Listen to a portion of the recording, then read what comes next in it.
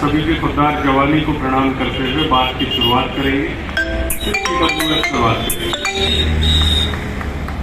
EWS economic weaker section 2019 में भारत सरकार ने यह आरक्षण दिया, लेकिन इस आरक्षण में बेड़ियां इतनी ज्यादा बांध दी कि उसका लाभ परोक्ष रूप से हमें नहीं मिल पाता।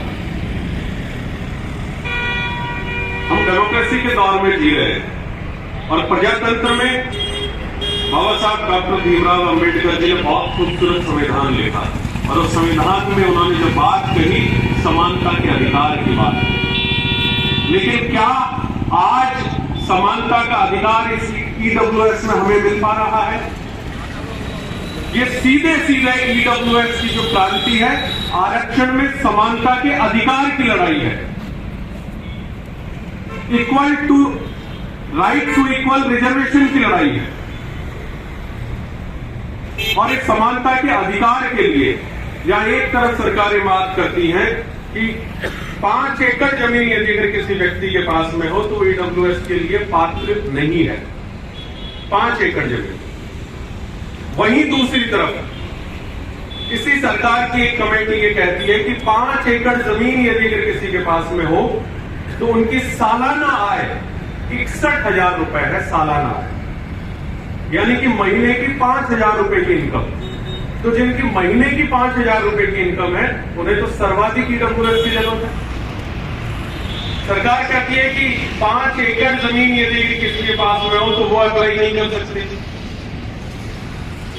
सामान्य रूप से इतने तो वाड़े ही हुआ करते थे गांव में। 200 वर्ग से अधिक यदि गांव में किसी के पास मकान हो तो वो अप्लाई नहीं कर सकते। शहर में 100 वर्ग से अधिक यदि प्लॉट हो तो अप्लाई नहीं कर सकते।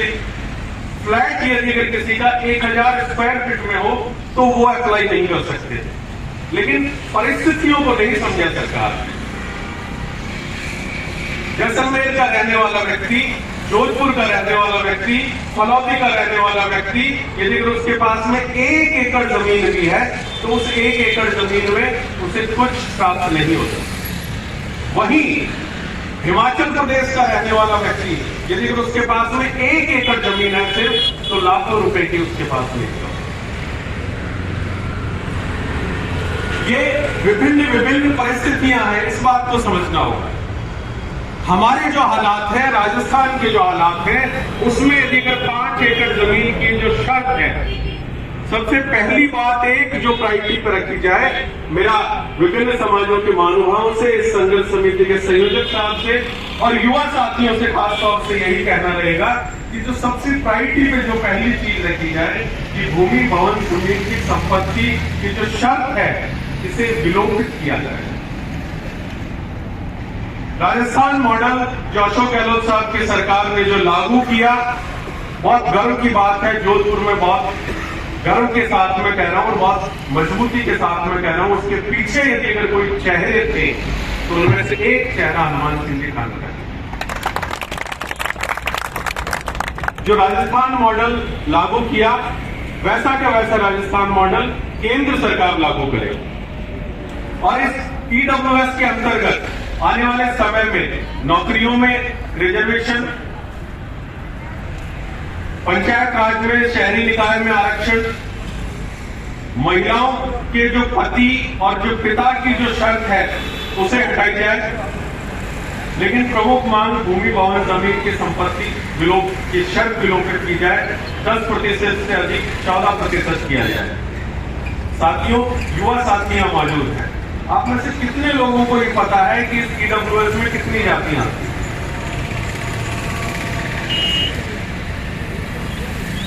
कितनी जातियां होंगी? मैं बताता हूं आपको, कुल 670 जातियां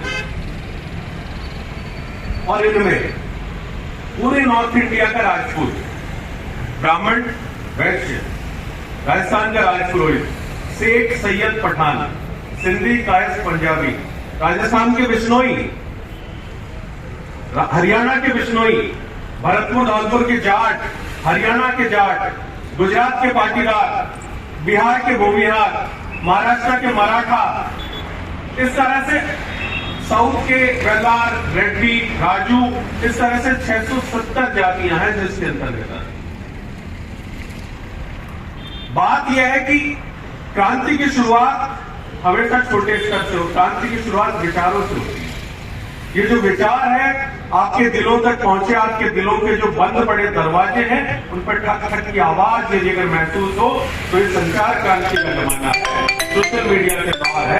ये जो नंबर लिखा हुआ है 8800184800, एक मिस कॉल जरूर दें। और न सिर्फ मिस कॉल आप दें बल्कि परिवार में, गांव में, रिश्तेदारी में, यार में, दोस्ती में, गांव में, ढाणी में, मोहल्ले में, जहां भी जाए सबको प्रेरित करें इसके लिए।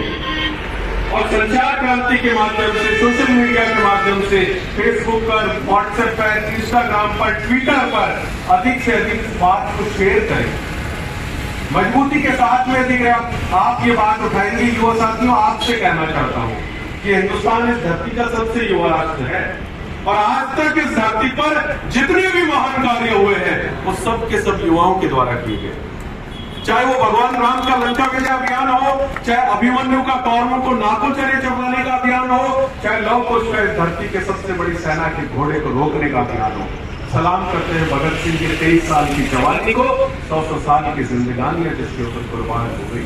उन्होंने युवावस्था में करके दिखाया और ये बताया कि कौन कहता है आसमान में सुराख नहीं हो सकता, एक पत्थर तो दिल से उछाल कर देखो यारो। कोशिश कीजिए, कोशिश करने वालों की कभी हार नहीं होती और कोशिशें कभी निष्फल जाया नहीं करती, कभी निष्फल नहीं जाती। ये जो आग है युवाओं के मन में जो उद्वेलना है, जैसा कि अवंत सिंह जी रेखा साहब ने बताया कि एक एक्सपेरिमेंट किया 15-20 दिन पहले, जब बात युवाओं की बात पहुंची कि क्या किया जाए, बोला जाए इस विषय पर या चुप बैठा जाए।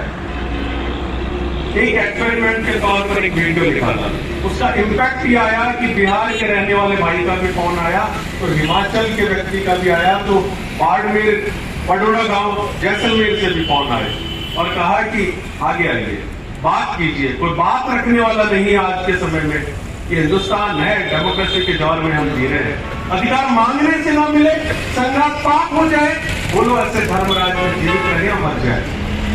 और रोज रोज घुट घुट कर मरने से अच्छा है एक दिन मजबूती के साथ में स्वाभिमान से जीने के लिए खड़े हो जाइए, आपको जीने का सलीका आ जाए। और इसके लिए सबसे अच्छा है इस समय ये संचार क्रांति का दौर है। सोशल मीडिया के माध्यम से अपनी बात बुलंदी के साथ में, मजबूती के साथ में रखिए। और राजतंत्र में पूर्वजों ने जब राज किया था माथे कटाए थे, लेकिन इस प्रजातंत्र के दौर में आपको सिर्फ सिर गिनाए जाने की जरूरत है। जहां जहां आपकी लीडरशिप आह्वान करे, हनुमान सिंह जी खानका के नेतृत्व में, अन्य सभी जो भी लीडरशिप आह्वान करे, आके खड़े हो जाइए। डेमोक्रेसी में बात को सुना जाता है और सोशल मीडिया के माध्यम से अपनी इस बात को अधिक से अधिक प्रसारित कीजिए। खुद के लिए खड़े होइए।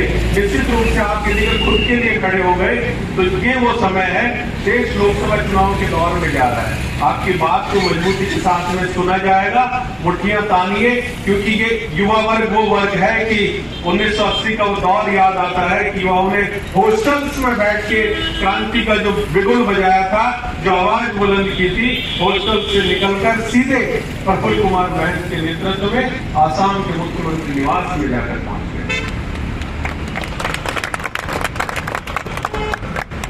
इसलिए घरों में मत बैठिए, अपनी आवाज को मजबूती के साथ में बुलंद कीजिए। यही वो समय है, उचित समय पर उचित चोट कीजिए। लोकतंत्र के दौर में आपकी बात को सुना जाएगा और यदि अगर हम घर बैठ गए तो भविष्य में आपको माफ करेगा, याद रहे। पीढ़ियां हमारी करनी पर पछताएंगी और बांध बांधने से पहले अगर जल सूख गया तो मां धरती की छाती में दरार पड़ जाएगी। क्या कोई बेटा चाहता है कि उसके होते हुए उसकी मां की छाती में दरार पड़े? ये वो समय है कि खुद के लिए, आने वाली नस्लों के लिए, आने वाली पीढ़ियों के लिए खुद के लिए खड़े होइए। अपनी आवाज मजबूती के साथ में बुलंद कीजिए। ये आज एक सांकेतिक धरना प्रदर्शन है। इसके बाद आगे जो भी रणनीति हमारे संयोजक महोदय बताएं, उसके अनुरूप हम सब मजबूती के साथ में खड़े हों, क्योंकि समय की अपनी एक सीमाओं का अभाव है। और ये जो EWS की जो मुहिम है, इससे अधिक से अधिक सब लोगों को सोशल मीडिया के माध्यम से पुनः फिर जोर देके कह रहा हूँ, सोशल मीडिया क्रांति लाता है।